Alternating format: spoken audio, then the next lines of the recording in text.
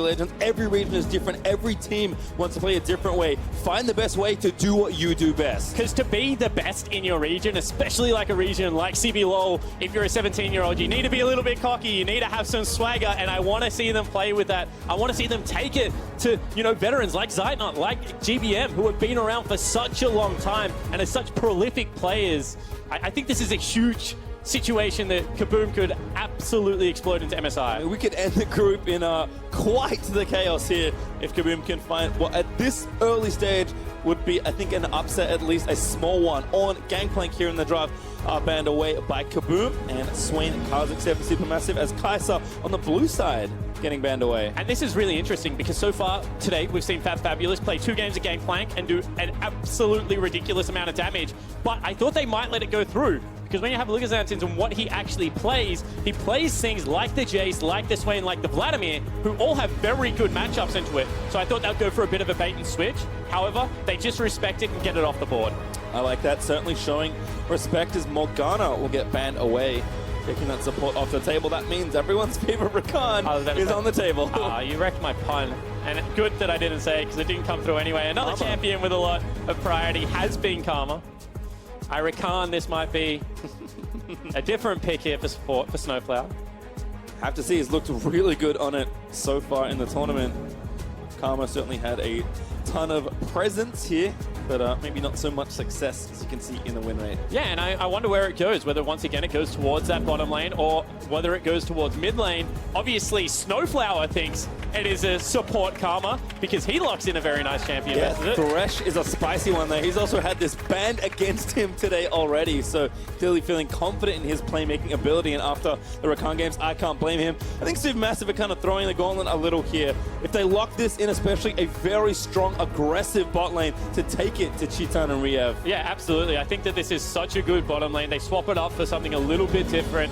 Both of them, however, are 80 carries that if they get caught out, can get blown up very quickly. Of course, Snowflower there with the Thresh is going to help get people out of there with the Dark Passage. So I think it's a similar thing, get 3 items, stand, deliver. Caitlyn obviously takes a little bit longer to ramp up, but also has very good laning presence against 80 carries that don't necessarily have that wave clear. Yeah, think about a team that's, looking to rely on the young 80 carry. Braum, I think, kind of meeting now finally, and I knew it was going to happen. Chitan locks in Ezreal. Yeah, and this was what I was talking about, the fact that they must have thought it was a support pickup, because otherwise you just would not blind Thresh. I mean, maybe Snowflower thinks it's still a good matchup, but from what I know, Braum versus Thresh kind of sucks for the Thresh, and when you have something as mobile with the Ezreal, let alone the power of Ezreal Braum, this could be an explosive bottom lane. Yeah, they've certainly done work with it so far, and we've kind of said we need to see the duo lane from KBM step up a little more and kind of get some advantages. This is the way they can do it, as Skarner going to be picked up for the jungle here by Supermassive. Yeah, super interesting that Supermassive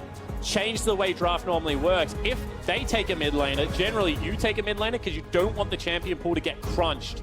Right now, something like, Azir being banned away, Talia being banned away, could potentially put GBM in a sticky spot. In saying that, GBM has played so many unique champions across the TCL split so far, so potentially just trusts in his champion pulled out. And I like this from Supermassive in phase 2 of the bans. Vlad, a nice ban, like you mentioned, versus GBM after his earlier performance today. But a Trundle, you can kind of see all the marksman support that we're collecting. So we're going to take down the surprisingly utility-based Trundle. We're going to remove some of the power from Ezreal as Olaf also joins the jungle band. Yeah, maybe potentially means Fabulous is going to go towards something super tanky, or the fact that they just want to get rid of junglers that generally deal with the tempo, and the fact that, Skarner doesn't have a gap close means he's very susceptible to being pillared off by Trundle. And if you get that ultimate down, you want to be able to drag him back to your team. You don't want to be stuck in no man's land, kind of just, hanging out with an 80 carry. So I think it's still a good ban. Aurelia, the next ban here, so taking a carry out of the top lane. So we'll see what Supermassive have to select here. Kind of a lot to think about, curiously. I definitely wonder what Ranger's going to play. Loves his aggressive junglers. And even that Jace is also on the table for Xantins if he wants that instead. A pick he certainly loves. I think this will tell us a lot about Supermassive, and it actually does, because once again, we see they go towards a Cassiopeia, something that wins a lot of the 2v2, so obviously want to play around GBM's strength, but also the fact that they value Fabulous so high in draft that they are leaving him for counter pick in a situation where, both mid and top lane are up and available. Oh, yes! I said I wanted aggressive. My prayers have been answered. Camille Nocturne locked in real quick for KBM. Yeah, absolutely, and this is such a good duo picked up. You always talk about taking someone with you. Nocturne's ulti is something that you struggle to be able to dive with someone. That's why we saw Karthus locked in when it was played yesterday. However, Camille can close so much distance, especially on the flank, with that hook shot, with the ultimate, and they actually go towards Shen, which is so strange because Shen can't ult while Nocturne's ulting, so they're relying on the fact that Nocturne's ulti is going to have expired, and then Shen's going to be able to save either GBM or Zeitnot, and they're not just going to get instantly killed. Yep, some small, steady Nocturne buffs have brought him back somewhat to the meta. Ranger is a man that is unafraid to play the big aggressive jungler, so in a very important game for KBM, he's willing to play the hyper-aggressive jungler. And the best thing about this draft from KBM is that Karma, because of the fact that she has that empowered Q, because she starts with her ultimate, will gain access to bottom river. You must have access to bottom river to make Nocturne ganks work. And I think this is one of those situations that they will be able to get it early and set their team up for that first 15 minutes that we've been talking about. Well, we'll see if they can have a good early game and carry it through. Because Supermassive have looked pretty formidable in the tournament so far, not just even considering this group, but in the tournament so far have been, I think, the best performing team, or have at least had the best looking game. And I think that when you import players of the caliber of GBM, of Snowflower, when you're bringing over coaches, when you're upping your infrastructure, when you have such good companies coming in behind teams now, it was only a matter of time before this started happening to Turkish League of Legends.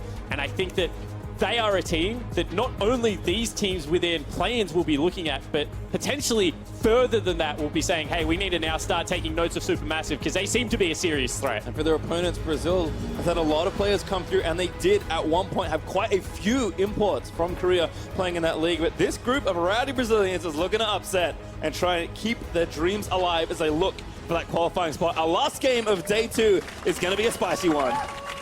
Absolutely. And as a GM of a team, I don't know if you could pick a better lineup of, young, talented players to be able to come in and take down some veterans and instantly pastry. Here we go. We see it. This is what we wanted to see, an aggressive 5-man stack. Looking for probably a late invade. Braum is so good in level 1. Yeah, what they're looking for potentially is that bottom lane control over the Crystal. It's actually not. I was going to say, when you have someone like Thresh, you might feel a little bit more confident go towards Skarner's Crystal. If you can creep around corners, get that Braum tag down, is potential to be able to get a big play there, but they do pull out. It looks like just sitting for a potential counter invade, or just someone in a silly spot, potentially picking him off. Not going to happen here, though, as Ranger will move to the left-hand side with his blue. Stomage will hit on his red buff, so same side start here. These junglers is okay. The fun continues somewhat here. Riev and Chitang will hang out in the brush. Yeah, and this is really interesting because when I look at Nocturne, I don't look at the most healthy clear of a jungler out there, especially given the fact that he's got Electrocute. So I think that this is a sacrifice that they're making because they want to fight for that wave level 1. They don't want to get shoved in by Zeitnot and Snowflower. And we'll see whether the fireworks do start as they start walking into lane. Yeah, Ranger actually moved back down. He's on the red buff now, solo, with his dual lane hanging out, but it looks like the action has dissipated here on the bot side of the map.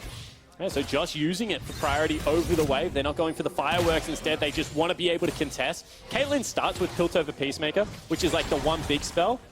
What Chitam will get out of these continual Q spams is actually the build-up of the Ezreal passive, which should allow him to, get enough attack speed to be able to contest for first wave. However, you see they've already lost. It will start pushing in that headshot as well as the next Piltover Peacemaker should shove that wave in.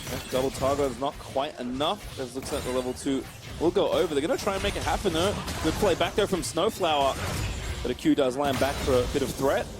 And nice and even as they move over, but already KBM's duo lane moving up aggressive. Yeah, absolutely. Hook goes out there. Ooh! Almost pay for it very, very dearly.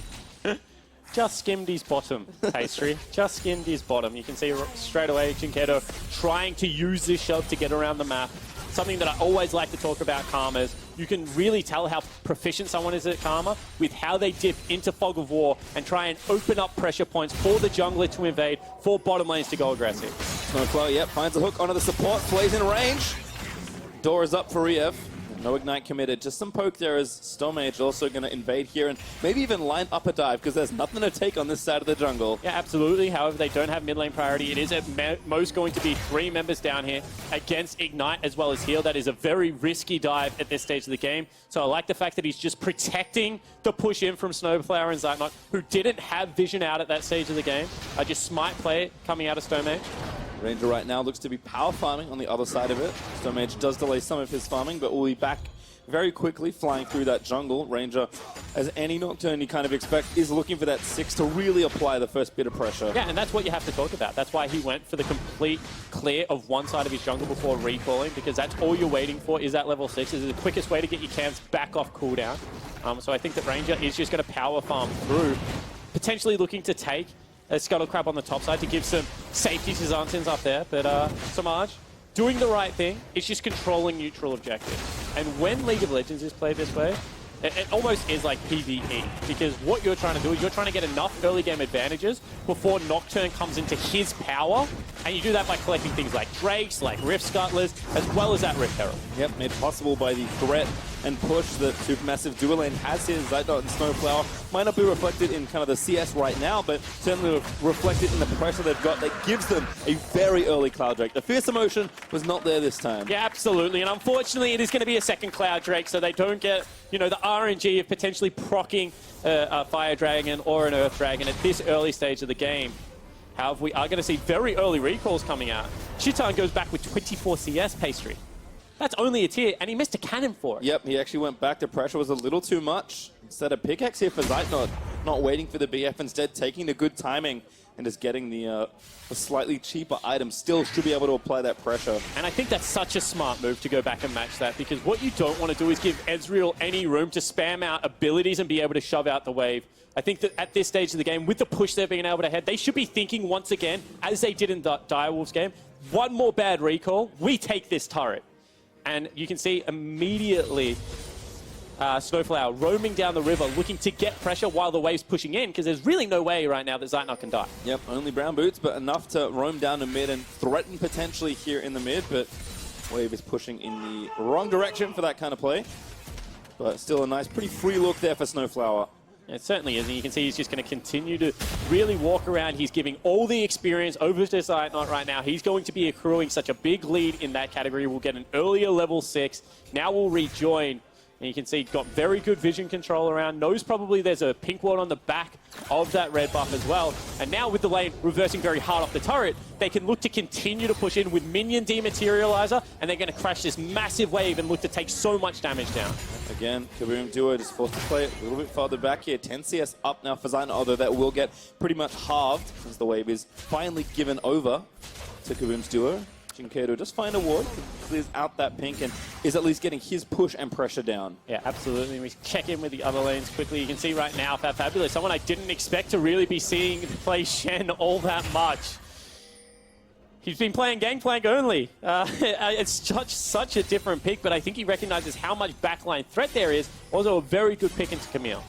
Well, Xantins, at least right now, is kind of keeping the lane pretty nicely frozen, so Fab has taken the opportunity to recall with just some Ninja Tabi, but will certainly help in the 1v1. Xantins, we've seen this, a lot of Camille's just really do need to get their farm going before things open up. And this is the thing about Fabulous, and this is what I was talking about, the fact that they respect ban the Gangplank. You can see he's first in damage per minute, 678. That is higher than a lot of the 80 carries would be doing right now. 31% of his team's damage as well. That's why Zeitnots look smaller, because this guy in the top lane just puts in work. Well, we'll see how much work he can do on Shen, like you mentioned, a bit of a bucking of the trend.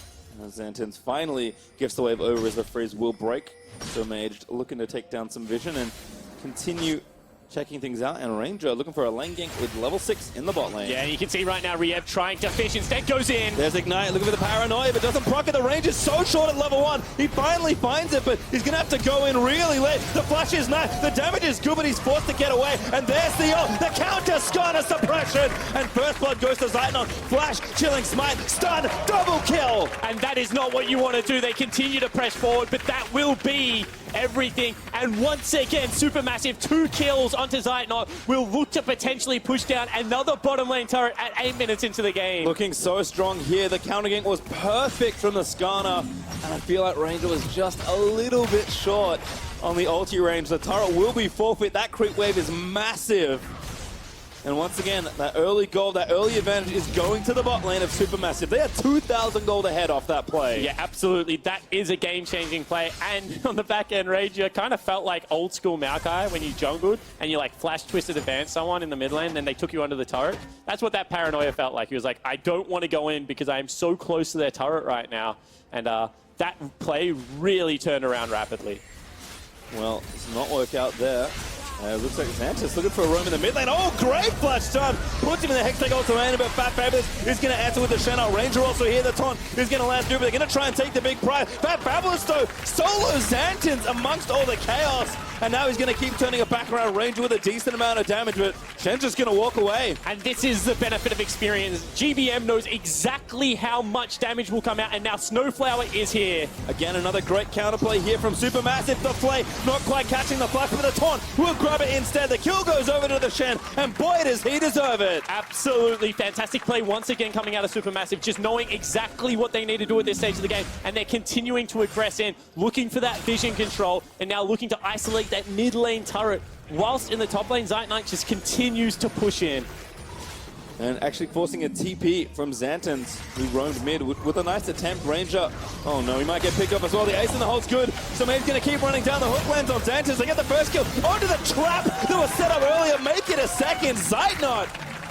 I mean, everything's working out for Supermassive Spawn. And Snowflower is blowing my mind. The ability to target out the top laner, knowing that the jungler was going to fall, picks himself up a 2-for-1 special, and they will push through this turret as well. This game could be ridiculously fast. On track for a perfect game now for Supermassive as they look to take down turret number 2. We needed to see Kaboom's first 15 minutes go well, and he has gone the absolute opposite.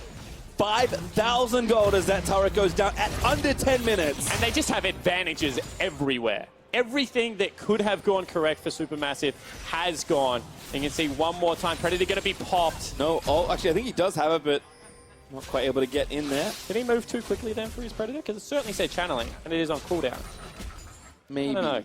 A slight oopsie, but kind of the only blemish we can find on the record. And this is what I'm talking about. I mean, any other Cassio would be flashing away, but he knew the shield was going to be there, pops the heal early, then Fab Fabulous comes in, and last-minute flash from GBM means they overcommit. Meanwhile, in the mid lane, again, looking for the play. GBM going to get crushed down. The root's good. The ult's better. And GBM slips out of that. And that is a no summoner spell Cassio, and now Fab Fabulous can continue. Here comes the punish. Flash, taunt, flash. Ranger going to get taken down. GBM's going to live. The suppression onto the next one. Kaboom throwing everything they can at Supermassive, and it just doesn't matter. This game is just going from bad to worse right now for Kaboom. GBM in the mid lane is just standing and delivering on the Cassiopeia, and with this Rod of Ages build is so tanky, Jinketo just dodges out on that hook, otherwise it would have been bad news bears again.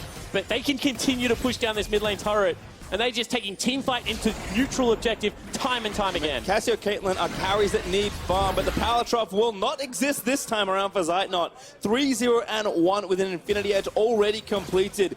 He is insanely far ahead of the curve this game. Yeah, absolutely. You can see Jinketo steps onto a trap there, gets chunked down. That's even worse huge because it opens up the rest of the map. And when you're getting access to all these neutrals, you know, Mountain Drake going to be up and available as well.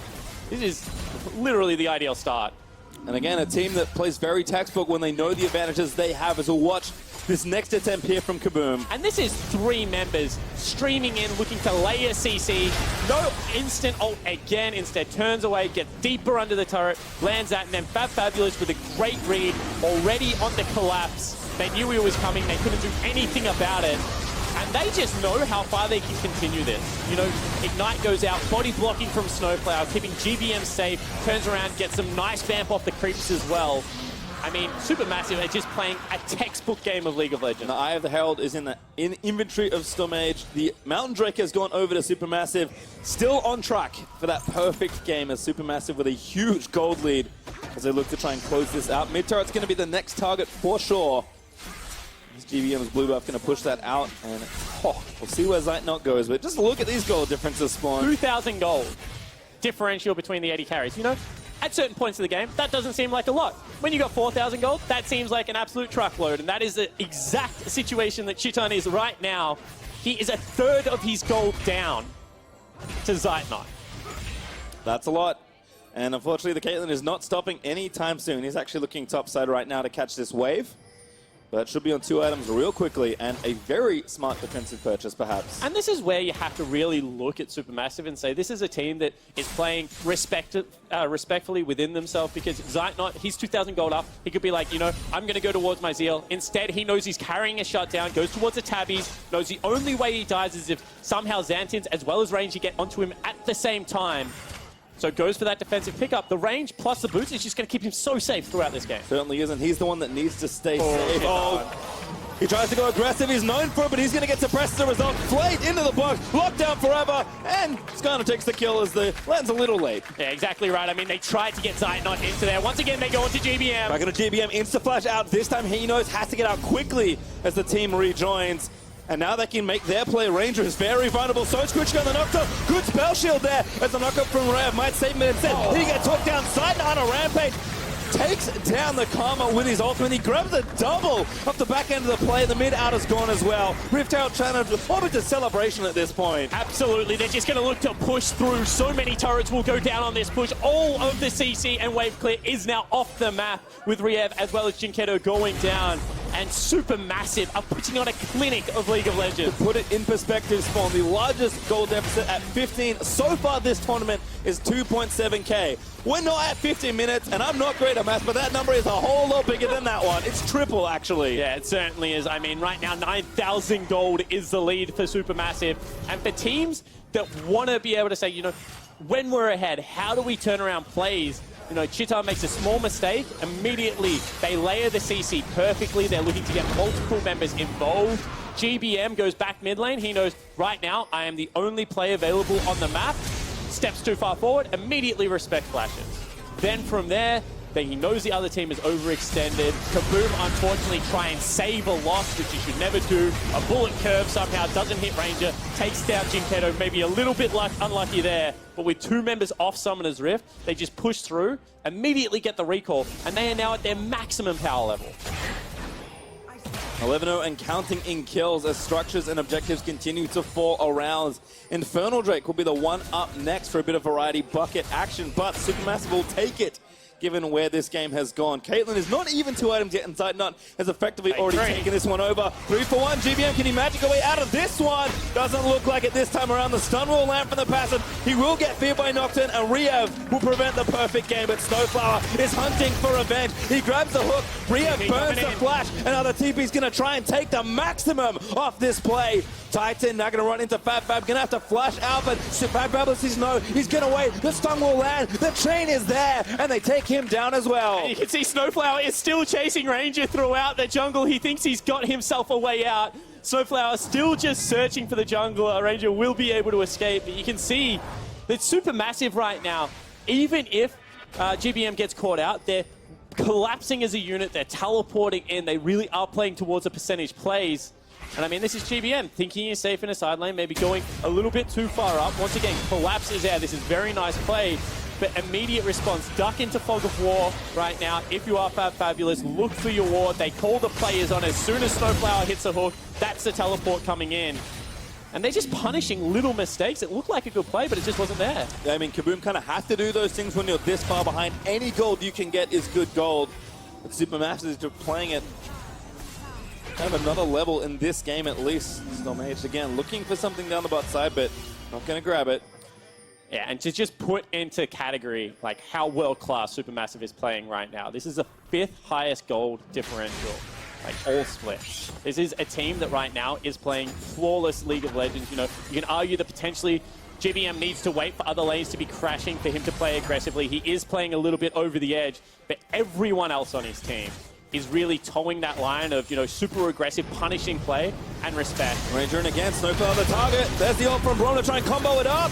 But the front lane is good. They're going to suppress the Braum now in the front. But actually, KBM might have something here. The ult comes in onto Zeitnot from Fab is trying to find the Tom, but Riev is going to go down to that last auto. A great stun from GBM. Finds the Camille that tried to make the play. Fail Flash is going to seal that kill. And Zaino grabs yet another one. And unfortunately for KBM, when the game goes against you, it just goes against you. Can't even get over the wall there. It looked very skinny. Oh, what a play from Fab. Flash from Chitan. Not even relevant as Fab finds it. And there is just nothing you can do. You're in such a big gold hole. You're 11,000 gold down there, pushing into your base. You got to stand. You got to try and fight back at some point. But right now, Supermassive are just running over the top of the Brazilian. Inhib down. Just over 18 minutes in. As the last few things are put into place by Fabulous. Infernal Drake's up as well, by the way, so they'll rush over and take that if they needed any more advantage, which they do not. They probably don't. But at a certain point in the game, you got to just sit back and you just got to appreciate, you know, being outclassed a little bit in this game specifically. The snowball started so early. You're against a comp that outscales you anyway. There's really not all that much you can do. So you start taking desperation plays. Once again, they think the support is overextended. They think this is a 3v4, potentially the best they're going to get. They have teleport as well. So they say, you know what? Throw caution in the wind. We're going for it again. Unfortunately, the items are too much. Snowflower is slightly too tanky. If maybe he doesn't have 1 or 2 items there, this is a completely different story. But you've got to respect what KBM's going for. Really love the panache and the fight that they're leaving here. But at a certain point in League of Legends, gold means more than anything. And then Fab. What a flash taunt there. The Snowflower actually picks up credit for the kill, which leads to the inhib take on top of the Infernal Drake that they also got. So having a quick flick through the items, they've got a lot. KBM do not have as many. Again, not good at maths, so we're just going to simplify that one for me. Tomage again looking for something. I mean, he's got free reign, range with the Banshees, wait it out, suppress him, and that's going to take 3-ish autos from Zeitnot. Yeah. Unfortunately, as I said, at this stage of the game, you know, Baron about to spawn. What else are you supposed to do? You need to look for a way to be able to get some form of control. They go again. Oh, good flash. Oh, Zeitnot with a very aggressive flash. Did not expect that at all. He even nets forward. He wants to take him down, but he's not going to find Titan. Yeah, exactly right. I mean, he just continues to go forward. That's an ultimate out of Chitan to just chase him away. So, you know, we still do some form of damage here. However, that's going to be Baron started up with the entirety of KBM, chased back into their base. I don't think there's any real way to contest this. And with this falling, is there any real way you keep a Caitlyn out at 20 minutes with a Baron buff? At this point, probably not, as the team will go back and shop and will watch this pick again. Yeah, exactly right. I mean, as I said, if you're Ranger, this is the right play. You need to get vision on Baron. Otherwise, it's going to fall down and you're not going to be able to fight. Potentially, the only way back into the game is if Baron does a lot of damage to a Zeitnot or a GBM at this stage. So he goes for the play, gets punished, but once again, you got to respect what KBM's doing. It is Snowflower. TP's in with a spellbook teleport just to save the turret. In fact, might be even more, but the controller is going to spot him. Predator pop, but not going to find a pick this time. Yeah, and now they've got themselves a banner of command. They've got themselves a Baron. They've got themselves all the CC they need and a Caitlyn. So at a certain point, they're going to have to try and kill the Banned Up creep, which I don't think they can do. And then you're going to have to engage onto a fed Cassio, you know, through the shields that are going to come out of Fabulous and the suppression of Stomage. Like, you hate to call a game over before it's over, but this is the closest thing to over that a game can be. Yep, certainly not looking good at all for KBM. Yep, there's the flash suppress again, so Supermassive just too quick on these plays. They don't quite get the Lantern pullback, but still Zeitnot, legendary, gets yet another kill. His 10th of the game. I would love to see that again, because I think, actually, as Hook goes out again, that the reason... Miasma? Yeah, I think so didn't too. go with Skarner there, even though he took the Dark Passage, was because Miasma went down and he can't use Gap Cloak. Oh my goodness, GBM finds the stun onto Chitan. He'll take him down. It's just a mess in the front of the Nexus Ranger. A Desperate that he knows is going nowhere but the grave. Supermassive will wrap this game up in record time with his play-in. Yeah, absolutely, and just as Hope was getting out there, Supermassive come in, they squash it, they pick up the 3-0 on the day, and establish themselves as the best play-ins team. Nice play-by-play there, spawning around it out as Supermassive joined Gambit in a 3-0 club here in the play-in. I mean, that was impressive gameplay. KBM are no slouches, but Supermassive come in and they absolutely take care of business pastry time. That was some world-class League of Legends. On May the 4th, I reached out with my feelings to say it was the fastest game. I have been confirmed by stats, thank you, that it was correct. Fastest by 5 minutes so far in the tournament. That's nuts. And I reckon they're probably the second fastest game as well. They're speed-running MSI at this stage. GBM first international tournament, wants to make it a damn good one. And so far, he is stepping up for his team. But that's not to say, like, no one on Supermassive right now is playing average League of Legends. They are all excelling. Yeah, it's been above average across the board for the team. As again, they just look like such a threat here from Group B. Still have to play a qualifier if they finish first, which is odds on.